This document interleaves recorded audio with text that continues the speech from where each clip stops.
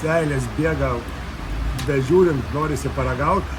Aš iš tikrųjų nebuvau didelis ten kažkokių steikų mėgėjas ir gerbėjas. Ir šiaip pirmie kartai mūsų buvo prasti su steiku. Bet kuo toliau aš nenoriu nieko kito valgyti. Kaip reikės gyventi Lietuvoje, ant tos kiaulienos šašliko. Čia kiaulienos pasiūloj beveik nieks nesiūlo, nes jie turi jautį normaliai valgo.